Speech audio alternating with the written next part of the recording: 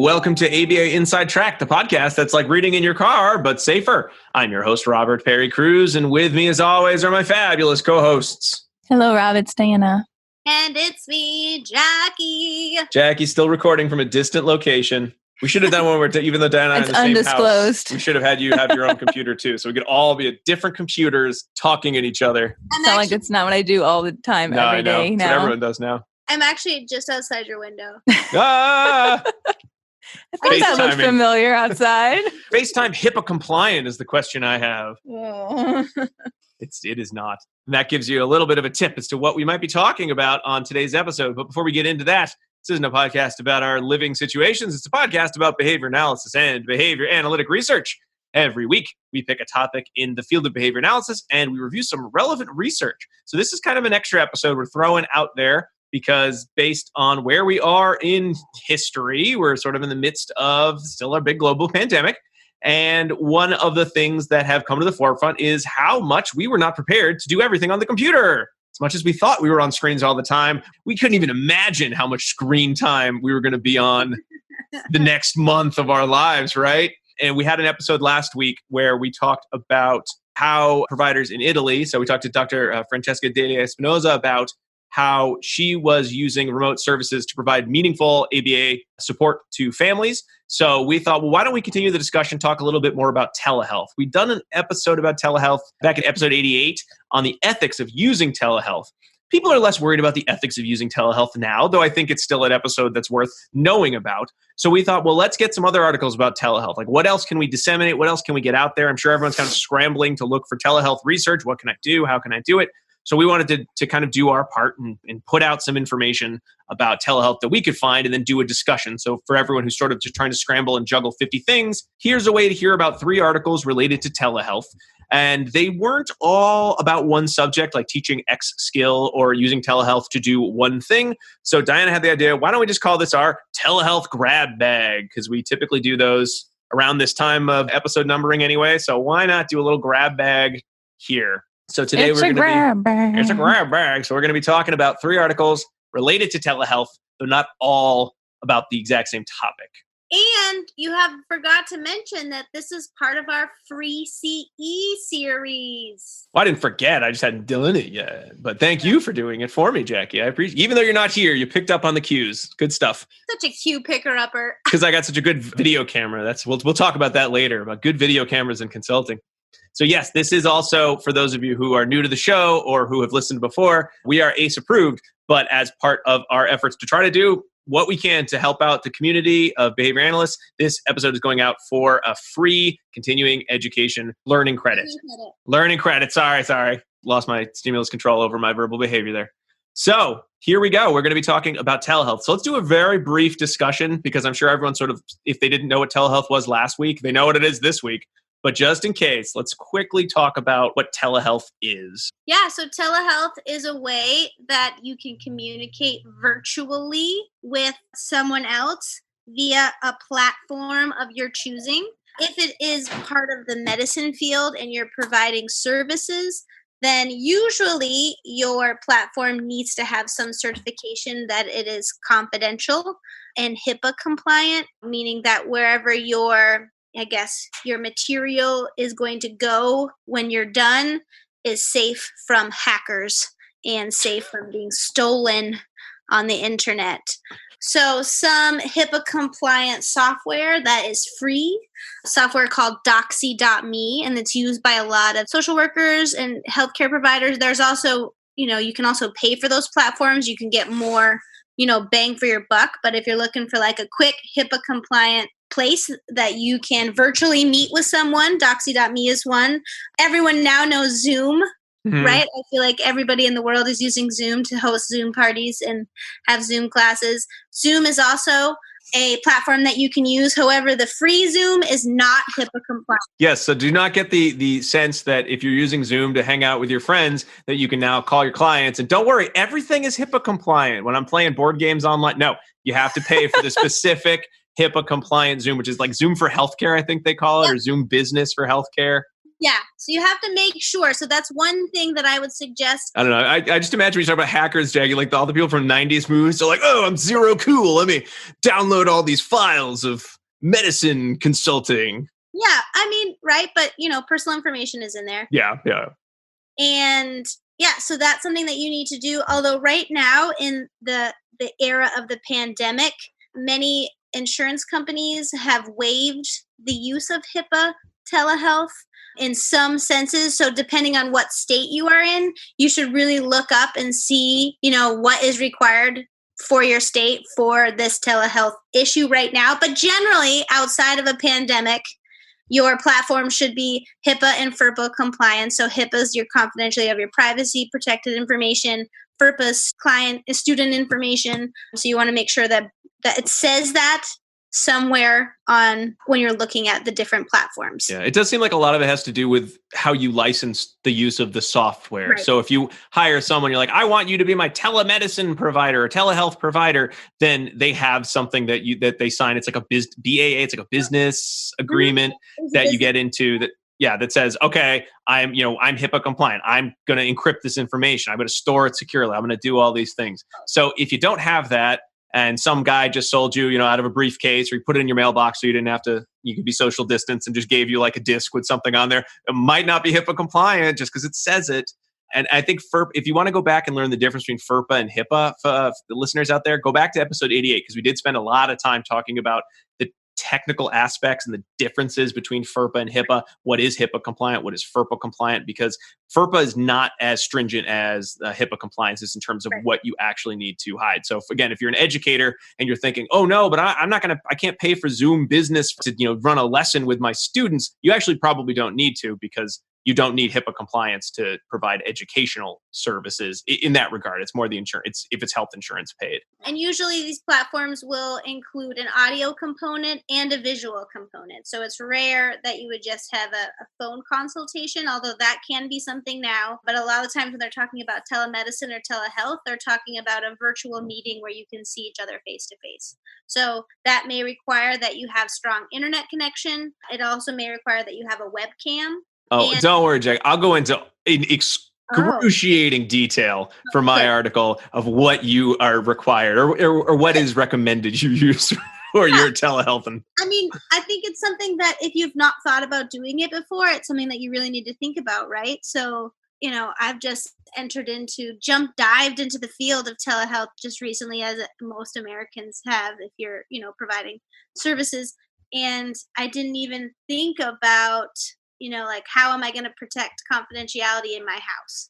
And for some hilarious reason, I thought that if I plugged these headphones in, that then the sound would go to the headphones, but it doesn't.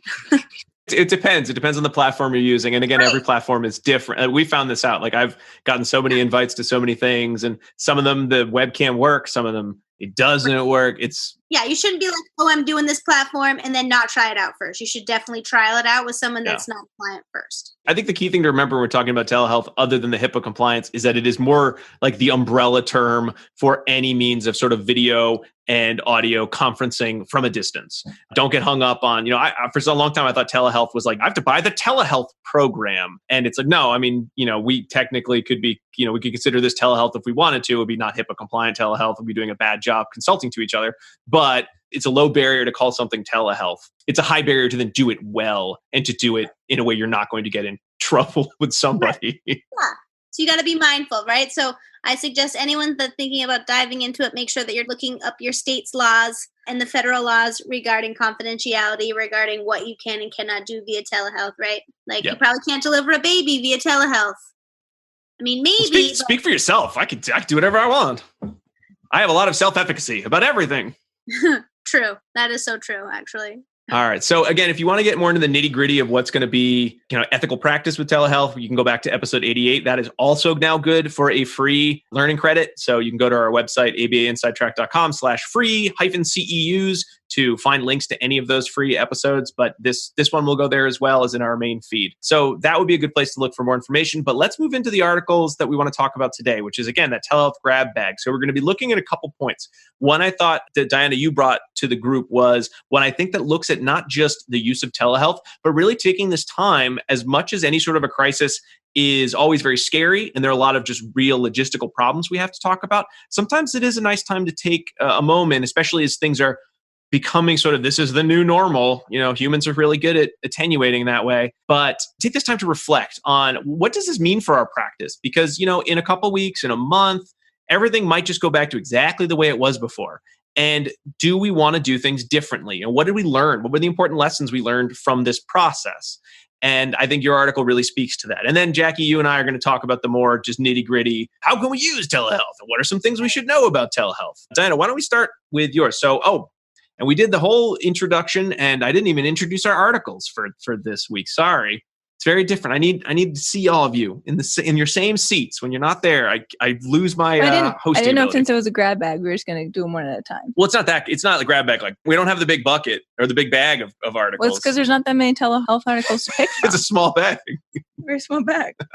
No, I'll do the articles for this one, I think. I'll do them as we present them, though, as opposed to all at the top. So the first article we're going to be talking about is by Brookman-Frazee from 2004 in the Journal of Positive Behavior Interventions. It's called Using Parent-Clinician Partnerships in Parent Education Programs for Children with Autism. And Diana, I really appreciate that you brought this one. I think when we were kind of planning this one out, we wanted to get it out while it was still relevant. So we kind of sped up our timetable a little bit. But I'm glad that we put this one in to discuss, because I think when we talk about telehealth, when we talk about the use of telehealth, we're not necessarily going to be talking about, does this change the way that we do our jobs as clinicians? And if it doesn't, should it be? So why don't you kind of start that conversation, and then we'll chime in as we go. Okie dokie. So this article doesn't mention the word telehealth at all. Yes, I know. Well, I'm just telling everybody. Oh, okay. Sorry, I forgot I was not the only audience. But I wanted to talk about it because I think that it's important as we think about how we're going to really make this time period most beneficial and helpful to families, that we may need to adjust what the expectations are rightfully as we figure out how we're best going to provide telehealth services to families. So I wanted to add this article so we could really discuss how parents and BCBAs should be thinking about this time as probably a whole new approach to their relationship and how service provision is really going to look during at least this time period. But I actually think there may be some important things we could learn from this time period moving forwards, right? So generally speaking, if we're using telehealth, we may not be best using our time if we're just trying to teach parents how to run school at home, right? Or attempting to recreate school at home, because the environmental conditions are vastly different. The control that we might have over prompting and reinforcement is vastly different. And it's a really chaotic and stressful time as is for families at home who are attempting to take care of likely multiple children, some of whom may have developmental disabilities, and many of them are trying to do their own jobs as well. So this is not the ideal scenario here, right? So it's not just a matter of how can we translate what we do at school now to home, but how are we best going to support families here? So this is an opportunity, I would say, to create a system that's going to work for parents underneath this unique set of conditions that we currently find ourselves in. So the article I'm going to talk about is not related to telehealth specifically, but more to sort of set the stage as far as our mindset regarding our relationship with families and how we can really utilize a good rapport to help our students. So this article goes through the benefits of parent training and then makes a comparison between two different types of parent training that they used in their study. And it's different than the articles we usually talk about. So I'll lay that out there first and foremost, right? But I do think it's kind of just this is an enhancement article to the discussion that we're going to have. It does have a study in it, though. I was shocked reading the intro. I was like, what's the study you're going to have? It doesn't seem like you're going to experimentally control for anything. It's a splash of a study. We'll put it that way. Okay. It's cute. It's a cute idea for a study. So the article starts out talking about the benefits of parent training. They say that, through parent self-report, there's decreased negative affect, decreased stress, greater quality of life, increased self-efficacy when we involve parents in parent training. So all of those are good things and reasons why we should do that. And then they highlight the distinction between an empowered and an unempowered parent. And it's good, I think, for us to think about things in this way. So this is a quote from them. An empowered parent is one who demonstrates confidence and effectiveness in teaching his or her child, successfully managing daily routines and interacting with service providers. So those are pretty well behaviorally described things, right? And things that we would want families to do. And then an unempowered parent, they are quoted as saying, may exhibit behaviors and attitudes that reflect frustration, stress, depression, helplessness, and overall dependence on service providers. And given the current situation, we are in one currently where people really can't rely on their service providers anymore, right? Because for most families right now, service providers are no longer coming to their homes, or maybe in a reduced capacity, or maybe they're attempting to do so via telehealth screens, but it's not the same, right? It's just not the same, and it can't be the same. So if we have families that in the past had that type of relationship with their service providers, they're probably going to be in a state of stress and being really worried about how this is going to play out moving forward. So we want to move parents from feeling unempowered with how they interact with their child to feeling empowered with how they interact with their child. Bergman-Frazee goes on and talks about the family-centered service model. So I did work in early intervention, and they rely a lot on family-centered service model. So it's a familiar idea to me, but everyone may not have done that, right? So they talk about an eco-cultural fit. So making sure that you're taking into consideration the environment of the family, the background, the cultural values of the family, as you're making plans for how we're going to really properly serve the family unit as a whole, thinking about the routines of the family, what the family already does well in, so building upon those strengths, and then building from that such that we're choosing routines and activities for the child that's going to help to have a positive effect on the family and the family system as a whole. If the family identifies needs for the child, then those are likely the most important needs that we should be focusing on, and that's especially true right now. The family is the only interaction most times currently that the child's going to be having, so what's going to help them is going to help the family unit. And the goals that we might be helping families identify during this time, or moving like up the chain during this time, should be those that are self-sustaining, meaning what we're teaching is going to continue accessing naturally occurring reinforcement in that environment, and is going to support the health of the family as a whole. And if you guys listened to Dr. Espinoza's episode last week, those were the types of skills and behaviors that she really focused on with the families, right? Is what's going to help your daily routine, what's going to support your family in getting everyone through this challenging time. So then they break down 2 different types of help-giving models that are commonly seen in service provision. One would be an expert model, where there's someone who comes in and says, I know lots about behavioral intervention. Let me tell you what I know, which it's good to have an expert, but families may rely too much on that expert if they're not assisting and coaching the families in what they can learn to do on their own. And then that's contrasted with an enabling model, which sounds like a bad thing, but they mean it to be a good thing, in which the expert is there, but is focused on helping teaching the parents problem-solving techniques that they can then use those in the home setting when the professional is not there. Which model do you think that you practice most, Diana? When you were reading out those models, did one of them say, you're like, yeah, that's what I do. I'm great at that one. I mean, to be honest, behavior analysis, ABA, functions as an expert model, right? And that's not a great thing. Mm-hmm. I think I've long thought that we needed to have a more parent training in the way that we build the systems for service provision. And I'm hopeful that this time period may shift our focus somewhat, in that we are providing more parent training. And I would like to see us in more, Rob, of what Bergman-Frazee calls a parent-professional partnership. Oh. Segue. So in a parent-professional partnership, parents and professionals should work together to create and provide the intervention. There should be agreed upon goals, common objectives, and while one person is the expert in behavioral intervention, the other person in that relationship is the expert on their child, and everyone should be working together and collaboratively in order to ensure the success of the child and the family unit as a whole. Mm-hmm. I thought when they got into their study and they started talking about examples of sort of what that enabling versus the expert model looked like, or the parent-directed kind of model looked like, it really felt more like an issue of sort of like, I'm going to give you the words you can use. I'm going to give you kind of the overall umbrella sense of like what you could be working on, but I want you to tell me where it works best, or like where this skill should fit. So here I'm giving you the puzzle pieces. You're going to put them together to make the big picture. Because when I thought about it like that, I think it made more sense to me in terms of how I would reflect that. Because usually when I hear about collaboration and we want more parent collaboration, I feel like I go to sort of like, oh, I'll just ask them what they want more. And that's not really what this article was getting at in terms of what they thought that model would look like. Because certainly you should be asking like, why am I being hired? Why do you want me here? What is it you want me to do?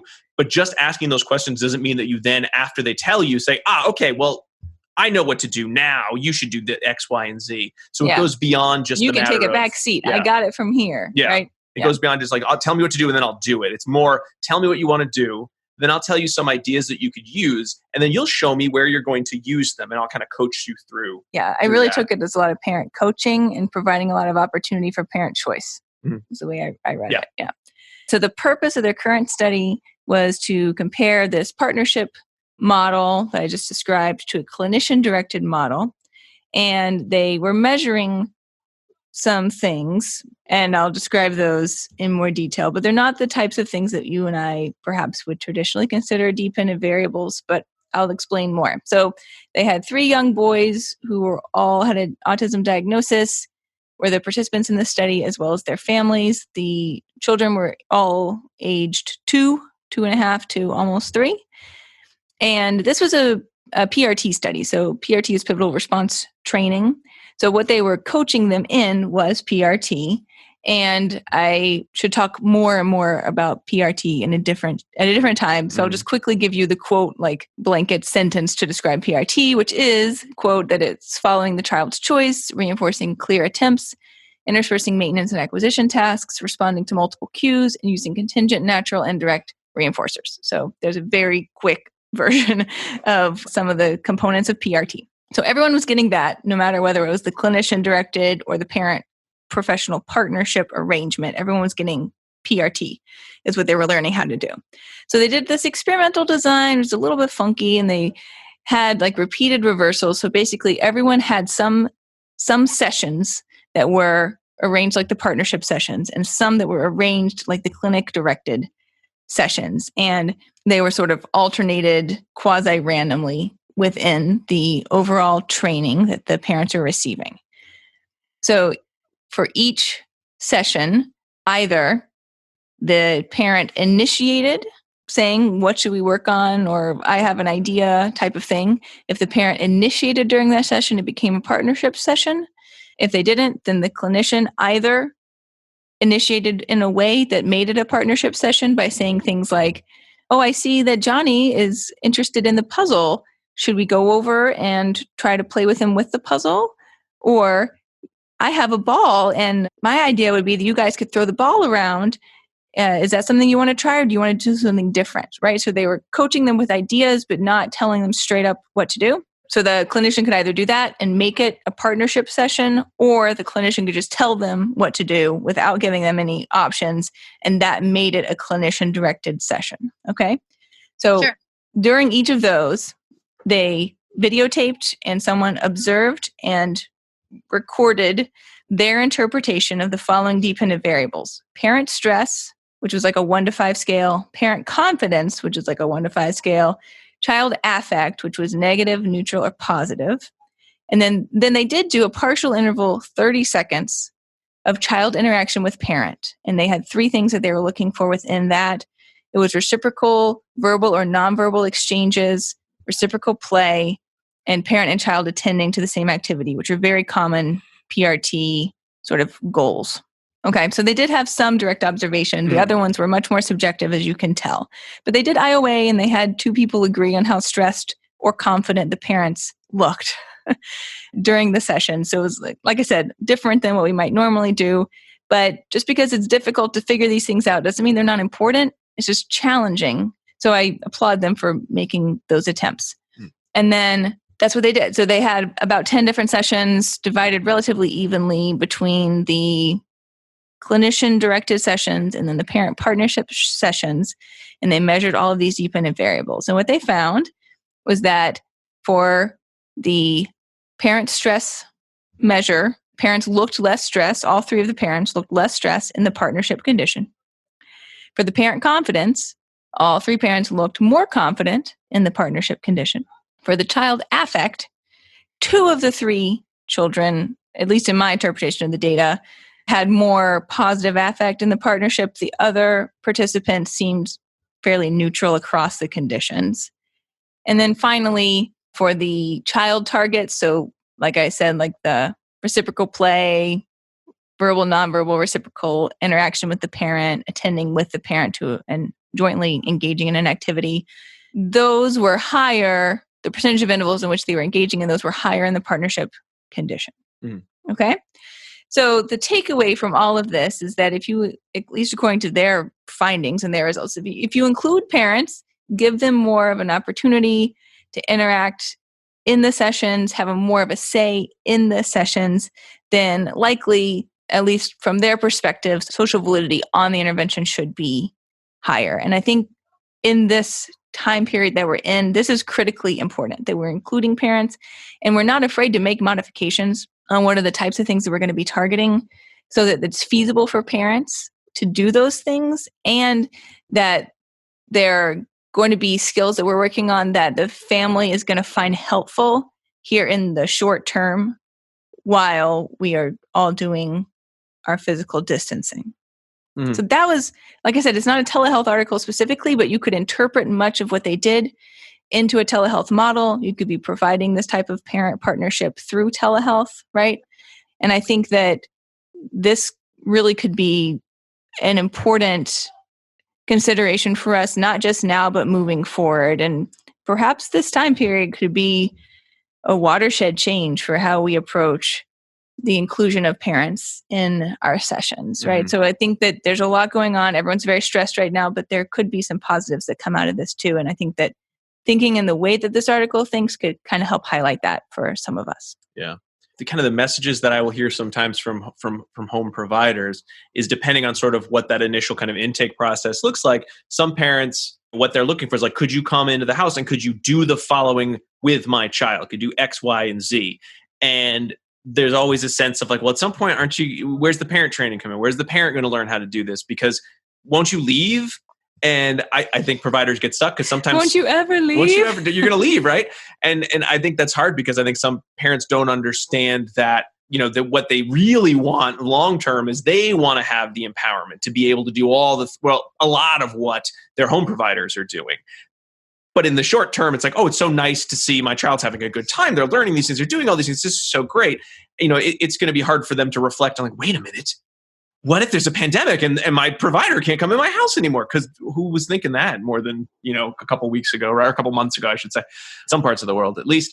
And, you can't replicate a lot of those steps. So I think you're right, like you said, Dinah, this is a good time to really get at, okay, what is it that parents really want to have happen? So barring the fact that, hey, I could go into the house, I could do these things, I think we got to think beyond that. Really, like, what is it that you want long term? Like, what do you imagine your life with your child looking like while they're at home, or if they continue to be at home long? Like, what is that?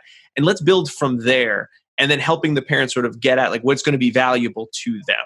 And you're right. I think then it's to some extent the fact that everyone is now like, well, I've got nothing, in terms of support from outside, or almost nothing, certainly compared to what I had before.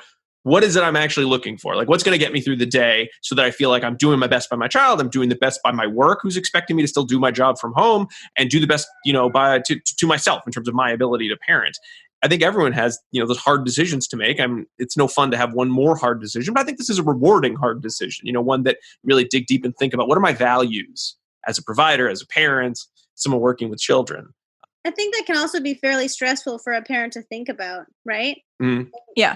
And I think bringing it into this model, this partnership, I think is going to be easier, right? Because it's going to be less judgy, right? So if you're like saying, what are your values? Where can I support you in your values? Not or like, what are my values? I think that partnership model is going to help figure those things out in a more, I think, safe, spacey sort of way. If that's not a word, but yeah. Yeah, and I think there may be ways that we can interpret the things that kids have been working on, such they're going to be functional for the family, and like maybe your student was working on matching. Well, now they're going to work on sorting their toys because that's a pretty similar task, right? Or you're going to take a piece of construction paper and you're going to trace the utensils where they go on the table. And now they're going to match the utensils as they set the table. So including parents in those types of brainstorming activities, ways to make sure that their time still seems, meaningful for the student as far as their studies go, but functional for the family is going to require some reworking. Right. Mm-hmm. And I think as providers, this is good to hear, right? Mm-hmm. Good to hear that you can do all your school stuff in a modified way that's going to be beneficial for everyone. Nobody wants to do discrete trial at your house. Just saying. Like as a parent, I don't want to sit down and do trial. It's not helpful. It's, for me because I'm not good at it as a parent, like imagine, right? Mm-hmm. That's not what I want to hear from my BCBA. No. Yeah. And so I don't want to have my little devil's advocate moment in terms of the study, be devil's advocate to the model. But I think there are some questions that would still go into this model, such as we know that there's some somewhat objective measures in terms of stress and parent, confidence level, as well as more direct observational measures of, what's the child doing. There is the long-term question of as much as these sound like they're in line with our ethics, they sound like they're in line with our best practice. Would this have an impact on student outcomes long term? I would assume if you're seeing things like the parent seems happier, that would probably mean the parent will do more of what you're training, meaning the child will have more opportunities to learn. So I would assume that all these things would all go hand in hand. Right. But I think that is still something that if we're looking to change the paradigm, we do have to also keep in mind that at the end of the day, we are trying to help a family reach certain targets. So we do have to keep those kind of objective goals of, are they meeting certain skills? Are they mastering the skills in mind? So don't just go out and switch. I switch everything and all the way I talk to people and I do all these things because I think the parent will be less stressed. Well, don't forget to take your data on, is the child actually acquiring new skills? It's nice if the parent's less stressed as well, but if the parent's not stressed and then the child's not learning anything without your being around, that's kind of a different problem that we would have to look at. Well, why is that happening? Sure. I'd be shocked if that is what happened, but hey, it could. You never know. Yeah, I mean, this is what's going to need to work for now. Mm-hmm. But this article, I would feel the same way about this article if they hadn't even done the study. If they just done the talking points, it's not even the study part. It was just the introduction, the concepts of parent empowerment, how we can create this partnership that I think are the takeaways for me. I loved the reversal design. Can you imagine those poor parents being like, you were so nice yesterday and asking for my opinion. Why are you being such a jerk now? Of course I'm more stressed and I don't feel confident. What's going on? Are you mad at me? That's what I would think. You need to go over there and do the Play-Doh task now. Yesterday, you asked if I should do the Play-Doh task. What I thought. What is it? Now my kid's freaking out because I'm freaking out. Yeah, right. That's funny. Okay. Well, thank you, Donna. I'm glad we got to start with that as a discussion point. I think this is an important, it's going to be a historical moment that we all had to do this stuff, or historical however long. And I think that's a good time. We could either just be sad and then when everything's over, be like, thank goodness, let's go back to doing exactly what we did before. Or we can take the time to reflect and say, is that what we want to do? Do we want to do things a little bit differently? We're going to take a quick break. When we come back, let's talk a little bit more about practical uses of telehealth, shall we? We'll be right back.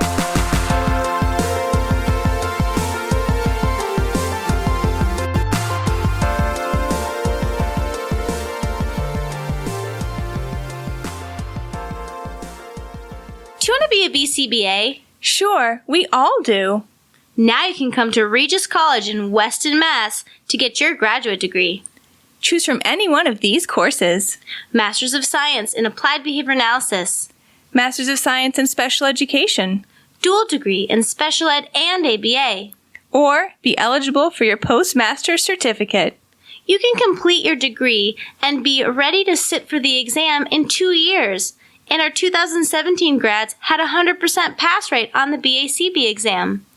Come enjoy practicum placement support, ethics mini handbooks, PhD level professors, small class sizes, and a service trip to Iceland. If interested, don't delay. Supplies are limited. Learn more at regiscollege.edu. Again, that's www.regiscollege.edu, regiscollege.edu. One more time, www.regiscollege.edu. See you there!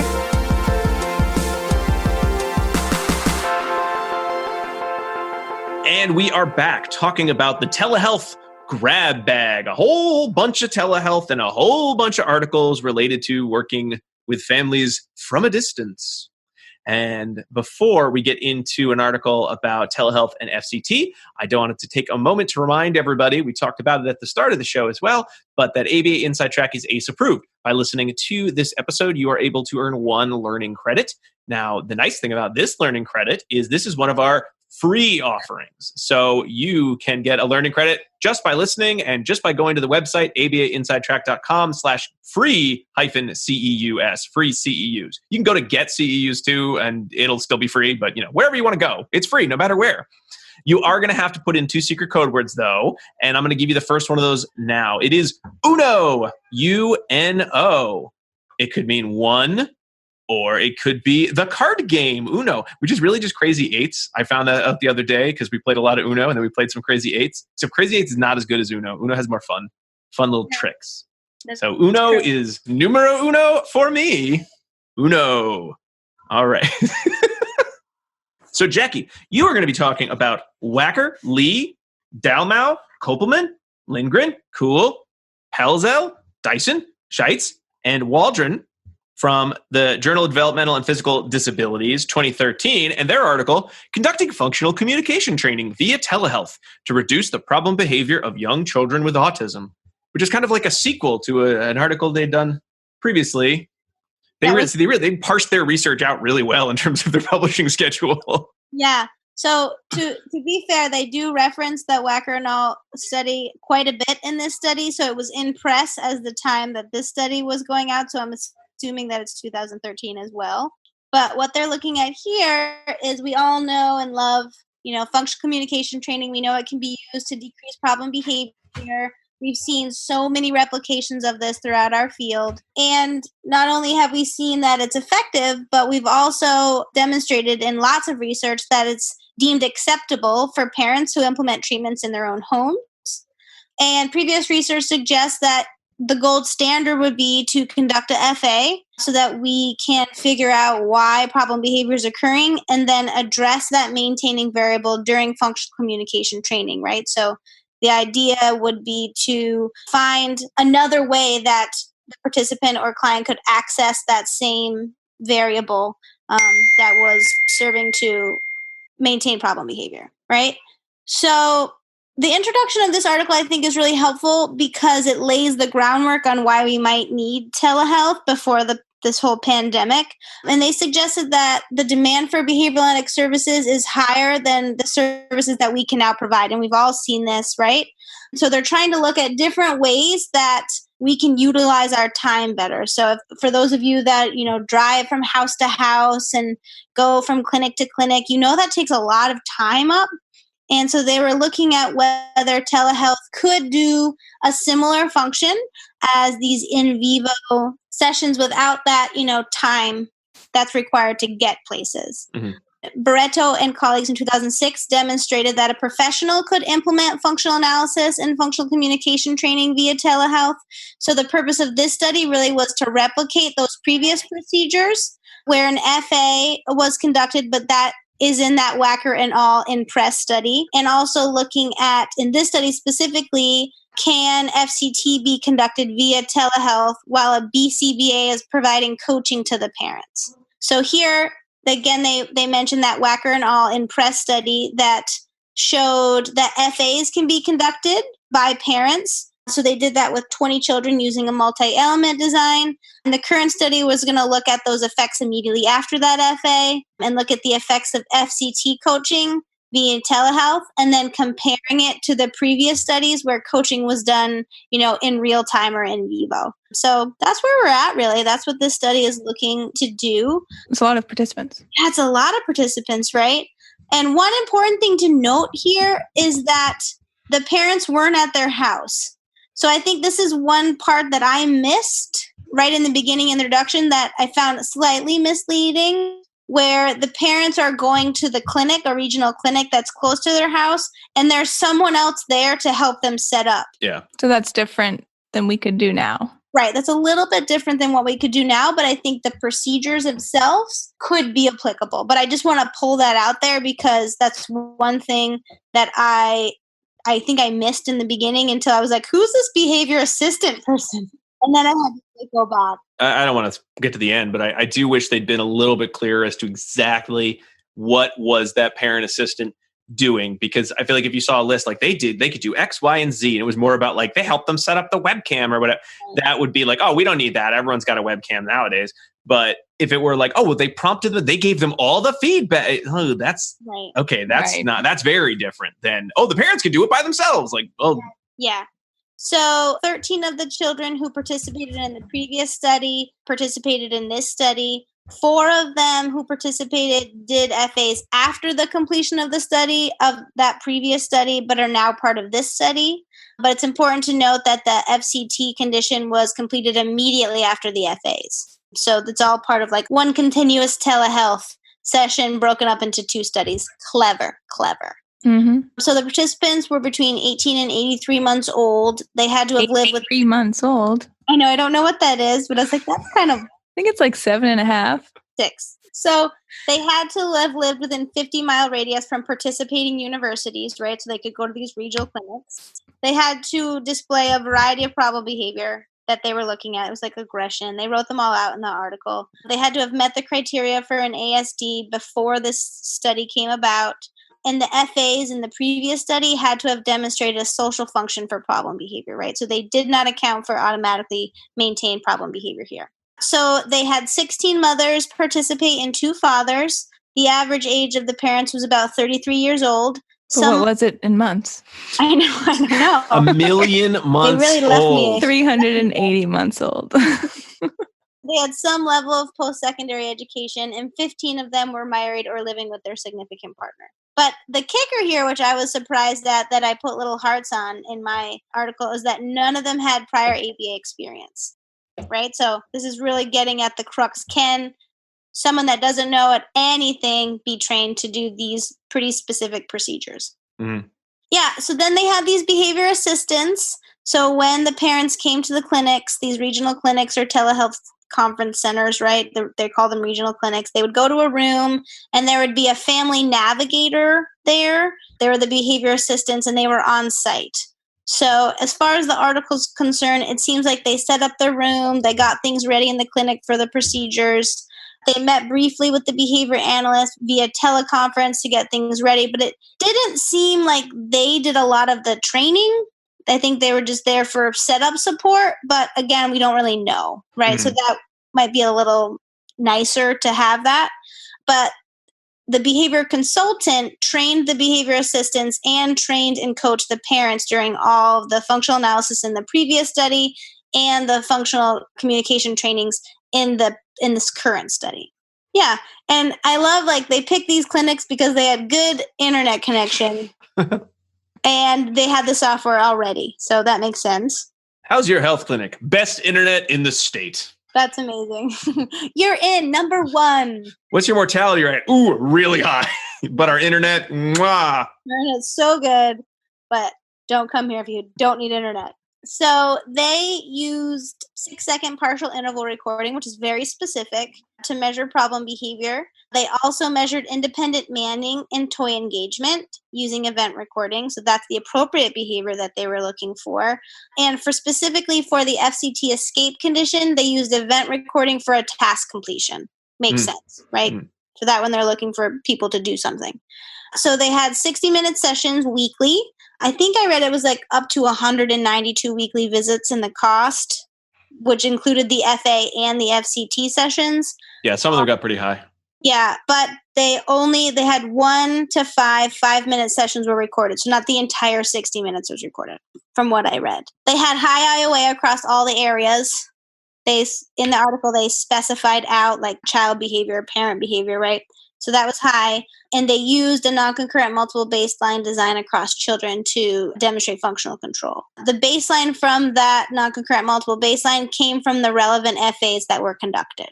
So that's important to note. I love that when they use that because why recreate the wheel? You already got a baseline. Yeah. Yep. Right? I love that too. Yeah. So they noted that one participant had a dual maintain problem behavior. So they included them in both FCT treatments. So 13 children were part of the FCT escape procedure. And this was a 2-step chain. So students were taught to comply to the task. And then once they complied with the task, then they were taught to ask for a break. And when they were asked for a break, then they received a 1 to 2 minute enriched break, which all of the things were out. So that's important that they had to do all of those things in order to receive the maintaining variable of escape.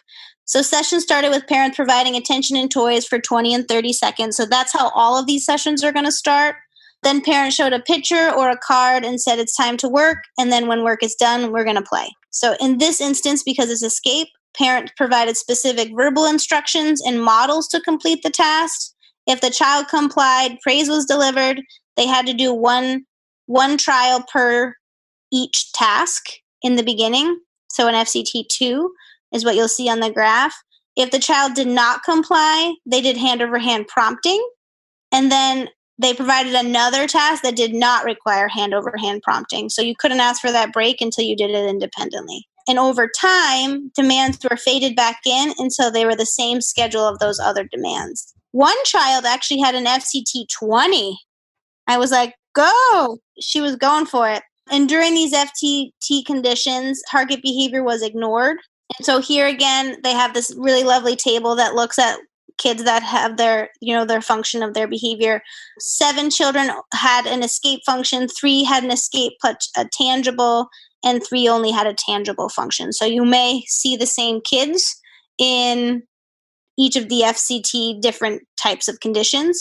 So yeah. So in the tangible escape, there was 5 kids that participated in this treatment. They were looking at, when the toy was taken away, how long they could wait before they got it back. Right. So so the parent said, when you're done waiting, then you can have the toy. So they waited for an increased amount of time. I think one of them was like 5 minutes or so. So again, started the same way. The condition started the same way. Parents were providing attention and toys to the child for about 20 to 30 seconds. Then they took the toys away. They had to wait to gain access to the toy, and then they must say more for the toy. So it's again that 2-step chain. They have to do something, and then manned, and then receive the reinforcer. If the child engaged in any of the problem behavior during toy play, the play was ended, the toys were removed for a specific amount of time, and non-targeted problem behavior was ignored. So that's what that FCT was there. They were teaching them to wait and teaching them to say more or sign more. And for the attention condition, there was only 1 kid, which I found surprising. Yeah, really. I would think a higher percentage of children with that is a maintaining variable, but it's not in this group. Not in this group. So in this, the 1 child was taught to request attention when parent attention was removed. So they initially had access to parent attention for 20 to 30 seconds. Then the attention was removed. And then the mom required the participant to say, play, please, to regain her attention, and then provided 1 to 2 minutes of attention. Outside of these clinic sessions, parents were asked to practice 10 to 15 minutes per day with their children on these different functional communication responses when it was convenient for them. Mm-hmm. And they were provided with written instructions so that they could take those home and when they're practicing, look at them. And then they did say that, they did get this modeling and specific feedback during the telehealth sessions at the clinic. So the results are pretty awesome. They saw a reduction in problem behavior around 93.5% across 19. Pretty good. Yeah. Yeah. So the average number of sessions was 21 sessions, and they had a range from 6 to 42 sessions. So it's a pretty big range, but not like that many sessions when you think about it. The total time averaged 13 weeks, to get all of the FCTs up and running and problem behavior decreased. They had around 5 weeks of missed appointments on average from 1 to 11, which may have increased the time, right? If you're missing 11 weeks, that's kind of a lot. How much of that had to do with the fact you have to drive within 50 miles of where you live to go sit at a computer, Right? Yeah. And, the results actually were comparable to those from in vivo training for FCT based on Wacker's previous results. And parents rated this treatment very acceptable at 6.47 out of 7, which I was surprised at. That's very high. Mm-hmm. Super high. And then they looked at the cost of using telehealth to train FAs and FCT versus in vivo. And what they found was it was $11,500 for both the FA and FCT entire treatment. For telehealth, where it was $55,000 for the in vivo group. So that's a considerable monetary difference. Yeah. And they noted it was about $1,800 to set up the teleconference software. But the hospital already owned that, so it was basically free for this. Mm-hmm. But they're just giving it to you, and they're like, we didn't put in costs for clinic rooms because they were already there and not being used. So, overall, when you look at the figures, they show you rates of baseline of disruptive behavior for all of the participants. And mostly, with the exception of a few outliers, problem behavior is very low. Even when they fade, when they add demands back in, when like for Jake, for an FCT 10, for Jake and Jill, I mean, behavior's at near zero levels, which is pretty awesome to look at for, most of the participants. So I thought that was really cool. And then table 2 is a really nice table to look at too. If you're, interested in tables, it shows you the percentage of intervals problem behavior occurred at baseline, and then during the final 3 treatment sessions, and then the percent reduction of problem behavior for all of the participants. So when I gave you the general average, they broke it down by each participant, which is pretty neat. Yeah. Yeah. So here, I mean, it is promising somewhat, right? That parents can learn how to implement really specific procedures like functional analyses and functional communication training in a comparable way to these in vivo sessions. So this is consistent with Wacker's previous study. They did show a dramatic decrease in problem behavior, which is a plus, right? But again, the article leaves these questions to us, like under what conditions should telehealth be offered, right? It's comparable, right? But in this situation, but would it be comparable in all situations? And like Diana had talked about, prompting is really difficult. And in this situation, they had those behavior assistants. I'm wondering what this would look like if it was in the home setting, right? Yeah. And some of it, I think, is the idea that you're teaching the skill in that, whatever that clinic room happened to be. So realistically, when you talk, because they talk about how the assistants helped with the setup. And I said, what are they setting up? Well, if you're in a clinic room, you don't have any toys, you don't have any items. So they're setting it up to be more like a home. So again, that other question of, well, if you were doing it in someone's home, part of that behavioral assistant job was the setup. Well, you don't need the setup. Your setup is whatever the setup is. If the parents have toys in this room, that's the room you're going to do your telehealth conferencing, right? But then some of the other you're right, Jack, like the prompting, how much prompting? What was the quality of the prompting? Was it a reminder? Was it they were just there for moral support? What was their exact role? And we don't have information about generalization to the home. No. Following this training, and that I think would be of great interest right now. Yeah. But I love that it gives us like slight hope that what we're doing via telehealth is meaningful, is helpful, right? And it's going to affect change. Yeah. And functional communication training is something that should be highly applicable in the home because it's like the most useful thing that we do, right? We teach an alternative response. So I think that this could be something that in your conversations with families, like highlighting what are going to be the most useful functional communication responses and how can we ensure that those can be implemented in the home is probably a top priority for a lot of families. Right. Yeah. Good. Well, everybody, it's all great that we have these great parent-centered plans and we can teach FCT and FAs, but I hate to be the Debbie Downer. How do you make that all work? And I'm not talking about how do you make good programming. I mean, how do you physically make telehealth work? And that is the article that I'm going to be discussing. I think the reality of all of this is in terms of like, what does telehealth consulting look like? What can we provide consulting with using telehealth? Those are very, very important questions. How do we interact with parents? Very, very important questions. But it doesn't matter if you have the greatest plan in the whole world. If you don't have the technology to make telehealth work, you ain't going to implement anything. So now let's talk about Lee, Schieltz, Suis, Wacker, Romani, Lindgren, Kopelman, and Dalmau, and their article from Behavior Analysis and Practices 2015 issue, Guidelines for Developing Telehealth Services and Troubleshooting Problems with Telehealth Technology when Coaching Parents to Conduct Functional Analyses and Functional Communication Training in Their Homes.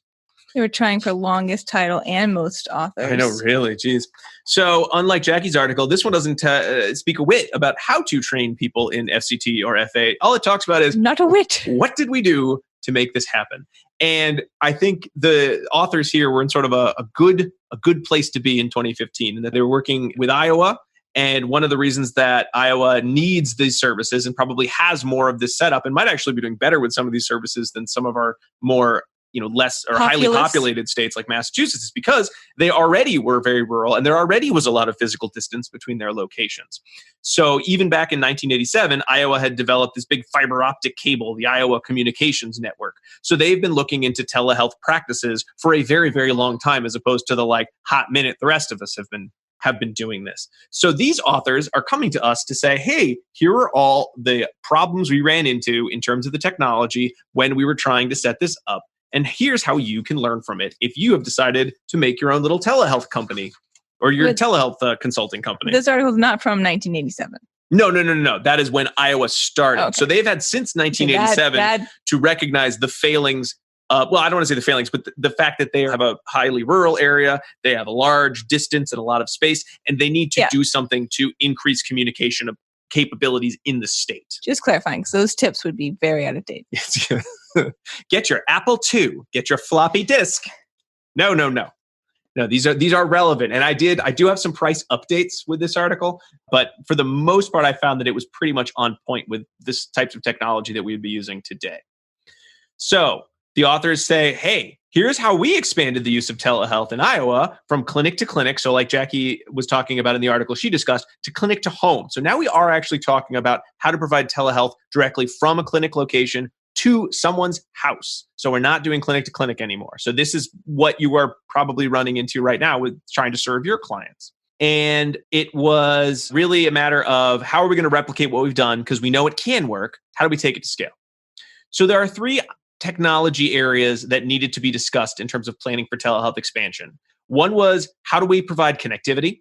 One was, what is the hardware we need to do this? And hardware is going to be things like computers, physical objects that you are holding, versus software, which is the third area. And that's sort of what programs are we using, or what communication app are we using? What is the software used to record what we're doing in our sessions? So there were a lot of things that were already available in the clinics. They had high-speed internet already. They had a firewall. They had all sorts of encryption. They had lots of cameras. They had monitors. They had the recording software. Really, the only thing they actually needed to go out and say, oh, we need to buy this now, were headsets with mics, and then specific software to help with some of the video recording.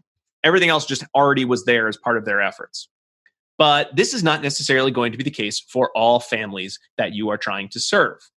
Now, as of 2015, so when this article was published, a lot of the things that maybe even 5 years ago weren't really in everybody's household really had changed. So a lot of those pieces are there. But now the question is going to be not just, is it there, so much as, is what's available readily? Like everyone's got a camera on their laptop if they have a laptop. A lot of people have laptops or iPads. Are those cameras good enough? Is that going to do the job or get the job done? Now, there were a couple pieces they automatically said, forget it, we're not going to bother. They weren't going to bother with getting everyone set up with fancy firewalls. They weren't going to bother setting up fancy data encryption. Although it is possible to encrypt your computer if you really, really want to for pretty cheap. I read some random article about it a while back, but most people don't want to do this.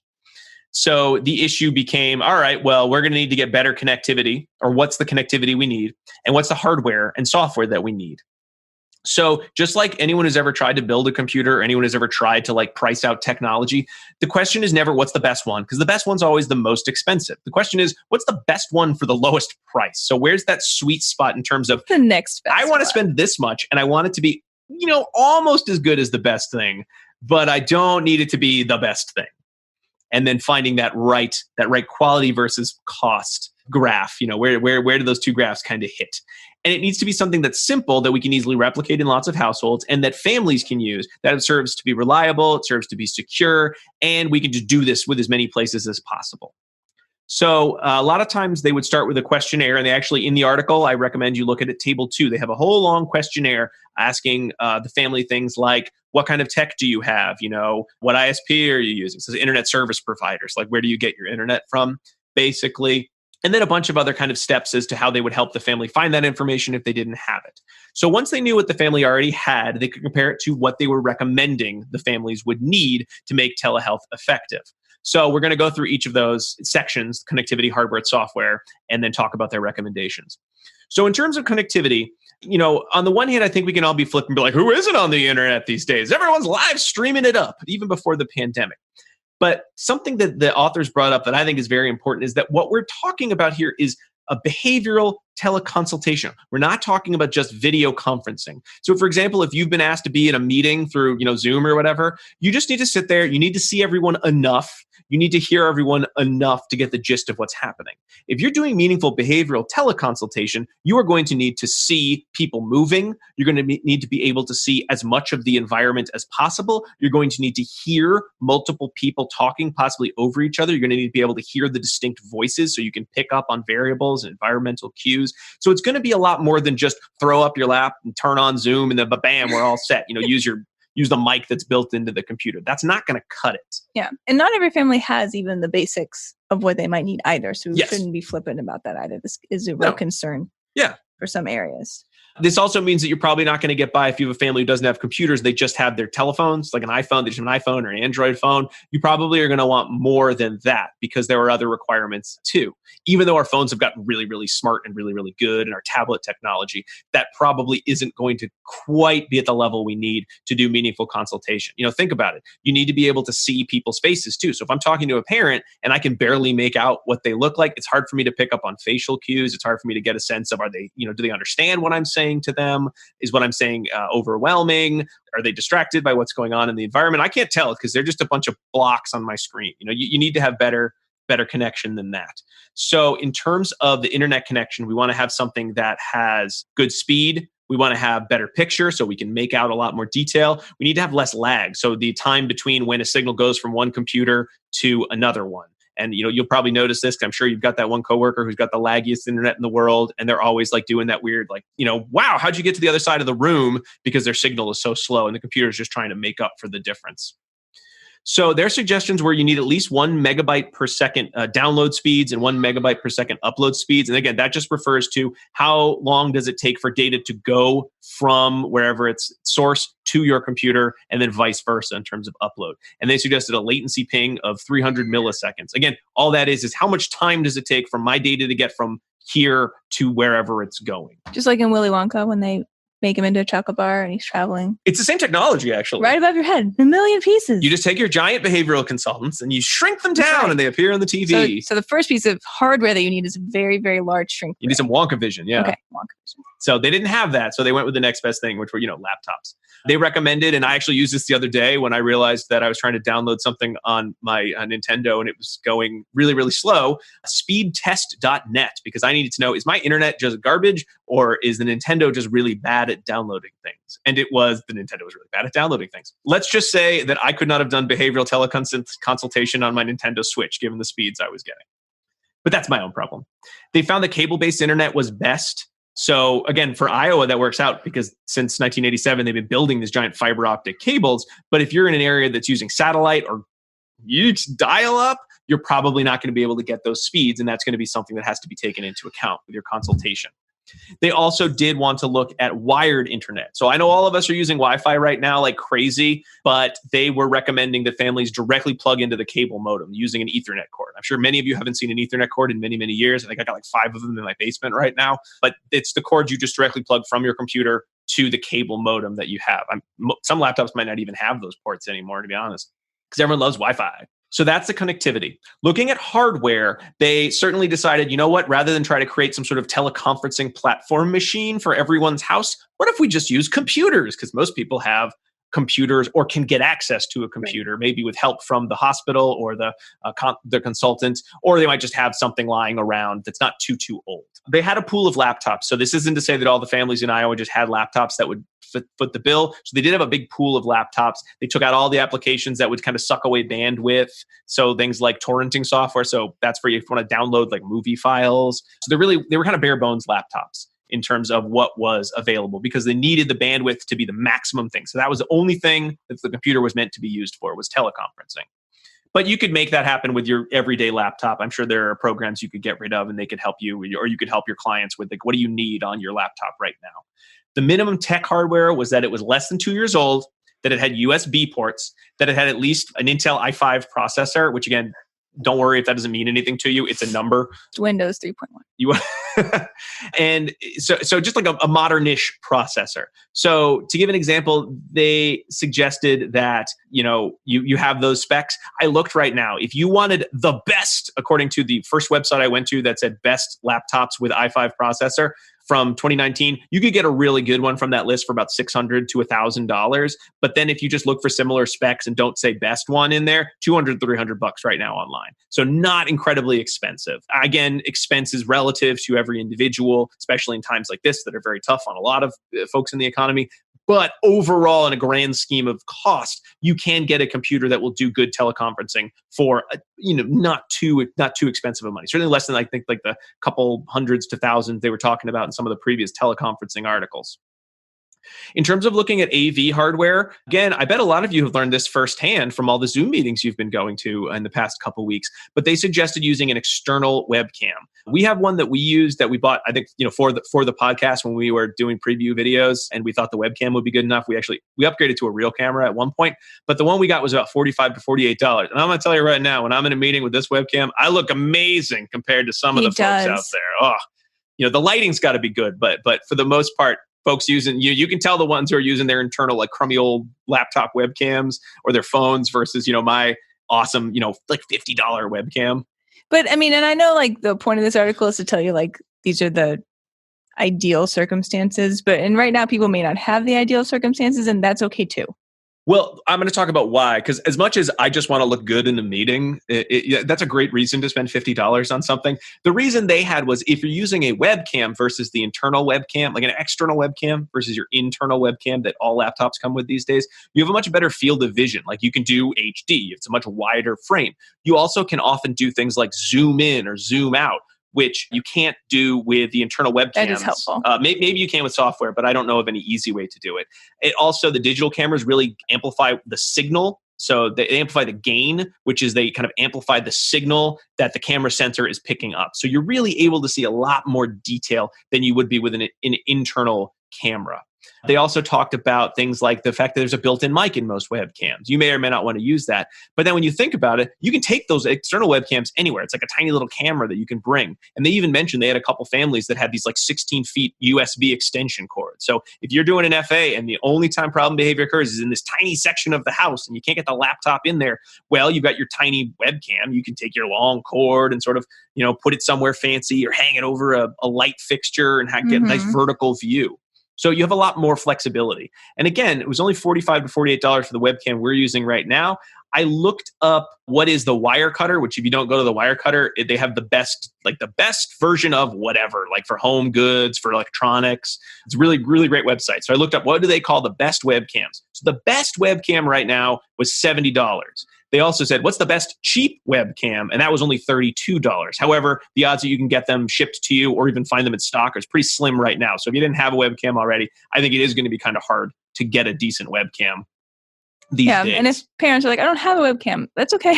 Oh, and again, these are not recommendations of you need to tell your parents that they need to buy these things. These are their recommendations for best case teleconferencing. So if it's something that you're doing regularly, you could certainly recommend some of these to parents or see what they have available. And then is it a question of, if you were a hospital or you were, something run by the state, you might want to put a budget aside to get like a pool of these, like they did in this study, or they had done in their previous studies, I should say. They had the pool of laptops and the pool of webcams available. But you might find folks who want to purchase these like, oh, good webcam. I got to use that every day now anyway for my job. So that really deals with what you had in terms of a lot of the hardware. They used a different webcam for recording for some reason. They used the Microsoft LifeCam, I think because it's very, very small. We do have one of those at our house as well. We looked into that one. It's pretty cheap. It's very, very small. It's got a little tripod you can purchase for it. They used headsets with built-in mics so that, again, they could help with privacy. So you're not screaming into a microphone that's on the other side of the room and it's picking up sounds from everywhere in the house. You don't really want that if you're teleconferencing. And then, of course, you need Ethernet cables, which again, I wish I could find some. I think I have mine all in a box in the basement somewhere, but I don't feel like looking for them. If you want to get the best connection, you do want to plug directly into your cable modem rather than using Wi-Fi. Because if everyone is using Wi-Fi, you're having a lot of dropped calls, a lot of dropped information because you're all using the same bandwidth. Is that how you have those super cool LAN parties? Yes, that could be one way, although it's a slightly different cord depending on what you're using it for. So sexy. And then in terms of the software they use, again, this is 2015. And they do talk about using, Windows, and you got to remember to update your software. And that might be where the IT, part of your job comes in, reminding everyone to update their software. They had used Skype in these studies. They found Skype to be very useful. They also talked about Google Hangout being useful. So I wanted to take a real quick, we talked a little bit about it at the top, but there are lots of different softwares out there. And they were pretty honest. There's so many different softwares to use. You got Zooms, you got Microsoft Teams, you got GoToMeeting, you got WebEx, you got, again, the Google Hangouts. And all of them are going to be different. So really what you want is just a software that's easy to use, which a lot of these already are, and that doesn't have some sort of weird, you have to pay into our service, because they're not going to be easy to use in that regard, or they're going to need required updates, or if they stop being supported, then the family's out of luck in terms of getting support. But the other piece to keep in mind is what's going to be HIPAA compliant. So, you can look that up. There are so many teleconference things. When I looked up top SEO, so pretty much I typed into Google and it was the first result for HIPAA compliant video conferencing. I found an entry at jotform.com, a blog, which I have no idea why this was talking about HIPAA, because that's a company that does making forms online. So I have no idea why they wrote a HIPAA blog, but somebody did. They suggested their 6 top ones, and you mentioned a few of them, were doxy.me, VC, that's letter V, and then the word C, like I see you with my eyes, Zoom for Healthcare, not just Zoom, Zoom for Healthcare, Simple Practice, Theranest, and Theralink is their top 6 favorite HIPAA-compliant video conference softwares. You'll notice that there are a couple other ones that weren't mentioned. So, for example, Google Hangouts is not HIPAA-compliant, but their chat function is HIPAA-compliant, I found out. I don't know why you'd want to use one and not the other, but hey. So those are the recommendations. So again, take that with a grain of salt. I am not a HIPAA compliance officer. I am not making a deal with any of these companies to call them HIPAA compliant. That's up to you, the person working with these companies. But a lot of it is talking to them. What do they have available? But I think, I've liked Zoom for people who aren't doing healthcare pretty good. So maybe that would be a good one to start with. But like you said, Jackie, doxy.me is really, really popular as well. They also used a separate video recording software because, again, you're going to need to record some of these sessions. They used a separate program. They didn't really recommend too much in terms of what you should use. The focus is just keeping the file small and making the post-recording process quick. Again, I found the personal Zoom to be very, very fast in terms of just, hey, I took this hour-long conversation we're having and I turned it into a little movie. Great. That was good enough. And again, storage nowadays, it might be hard to get things shipped to you, but getting hard drives that you can just plug into a laptop is really, really cheap overall. You can get 10 terabytes usually for $150, and that's going to be hours and hours and hours and hours of video footage. They were very, very interested in making sure you had antivirus software that you could use, but also turn off and turn on so that it didn't mess up your bandwidth. Because again, those things are real processor hogs on a computer. Windows Defender, I know is free on any Windows computer, and it's pretty good. They used Bitdefender and AVG, which are other free options. I've never used those, so I can't really speak to them. That's really it in terms of their general recommendations. And you can look at the article and they sort of lay out what they were looking for. Mostly it was the laptops and the Ethernet cables, as well as some help with the webcams that they needed to do, which gets us into, okay, you got all your stuff, you bought a package, you sent it to the family's house, they get a big box of electronics. Now what? So realistically, you're going to have to do some amount of IT support. Now, the authors had spent so much time doing all this telehealth work that at least one of them within each of their kind of groups had liked technology enough to sort of figure out the basics. So honestly, if you have a BCBA you're working with, it's I love computers or I'm interested in computers, they probably will be able to do the basic amount of IT support for these families that is needed. So that usually ends up being me in a lot of groups because I do like technology. There are going to be limits to that. But for the most part, they found that once they'd done the initial setup and once they'd worked out, your microphone works. Why isn't your video conferencing software works? They didn't have to do a lot of tech support long term. It was more just some short-term problems. And if you really want to know their solutions, they spend a good couple pages going through the equivalent of turn the software off and then turn it back on kind of recommendations. It's kind of useful. So adorable. But they have a whole flow chart. So if you really are stuck, hey, this article has a nice flow chart of some troubleshooting steps.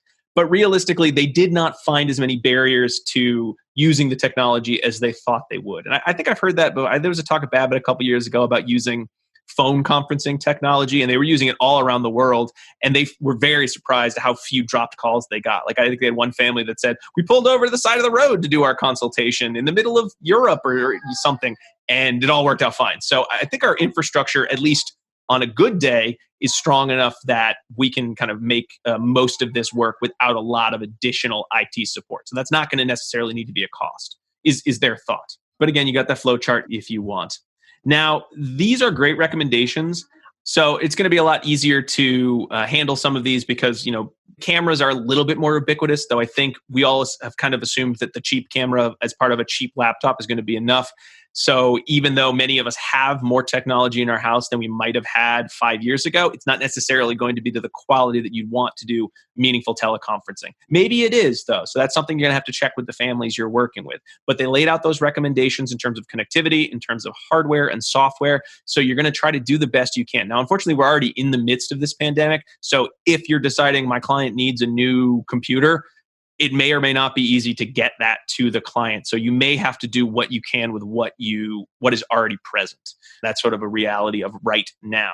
But in thinking, after when we've gone past this, when you're thinking about the future, these are some guidelines you might want to keep in mind. There are a couple other things too that I think make this a more challenging time, in that in some ways, I think our internet capability in at least America is probably not as good as it would have been 5 years, simply because everybody is now trying to use all of the same software at the same time. I've had a lot of good luck, I think, with our internet, but our town tends to have, we're pretty small in terms of we have our own electric and cable company, which usually means we get pretty good service because they're not servicing a large area. If you're someone who's working with a bigger company like Comcast, I know I hear more people complaining about that because they're servicing so many people with the same types of hardware. Everyone's got Netflix running like 24/7. Oh yeah, and now. then if everyone's using Netflix at the same time, I know they're throttling in Europe. I know they were throttling a lot of the video game services. So who knows how long it's going to be before everyone's getting their internet. It used to be so fast. Why is it so slow? I mean, if everyone's using it at the same time, that is going to put a crimp on your connectivity ability. But there's nothing you can do about that. That is a problem with the ISP. Maybe you could call them on behalf of the parent and say, could you make theirs a little better? Because we're doing some teleconferencing here. I don't know how much they will give you the time of day about that, though. I've had nice conversations with ISPs. I mean, I'm not to bag on them. I don't know what it's like to have that conversation now.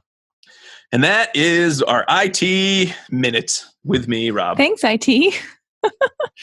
All right. Well, and that brings us to the end of our telehealth grab bag episode. Unless, Dinah, do you have some recommendations for software and hardware that the listeners should? No, that's not your favorite thing to talk about? No, it's not my favorite. Oh, okay. Yeah. All right.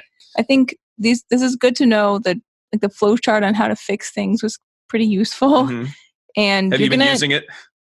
No, I just ask you. But as for right now, you're going to have to do the best with what you have, and that's completely okay, right? So this is one component of our service delivery right now, but it's not our entire service provision, right? So I think we need to continue to think about how we can best provide services to families, think about additional ways you can follow up via email or phone calls if your connection wasn't great that day, right? If you think about the BST model, instructions are important, but the role play and the feedback are really, really important. So finding ways to provide that feedback, even if it's afterwards, could be equally helpful, even if, someone froze in the video or something like that all along the way. Yeah.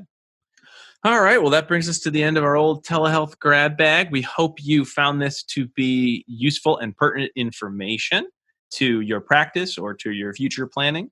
I want to make sure before we wrap up, though, that everyone gets that second secret code word. Because again, one free learning credit for listening to the episode. Not too shabby. And it is Otter. Otter. OTTER. That wasn't the one we mentioned, but Diana had a new code word she wanted to use. That's okay.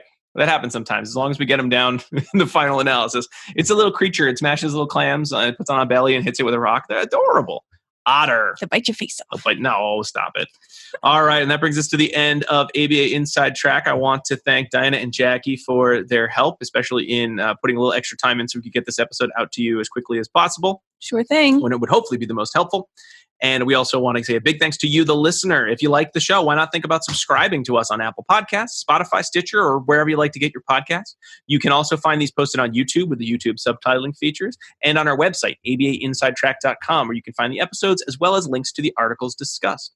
If you'd like to reach out to us, there are a couple ways you can do that. You can do it through social media. We're on Facebook, Twitter, Instagram, and Pinterest as ABA Inside Track. Or you can feel free to just send us an old-fashioned email at abainsidetrack@gmail.com. Probably Zoom us. I don't know what address we'd give you for that. But, hey, send us the email first, and we'll go from there, right? With our 1 megabyte up and down. All right. I want to also say thank you so very much to folks who helped make the podcast work, including Dr. Jim Carr for his recording of our intro, outro music, Kyle Sturry for his interstitial music, Dan Thabit of the Podcast Doctors for his editing work, and Hollis Irvin from the Sycamore Workshop for his visual design. We'll be back next week, not even a whole week away before we got another episode of ABA Inside Track. But until then, keep responding. Bye. Bye.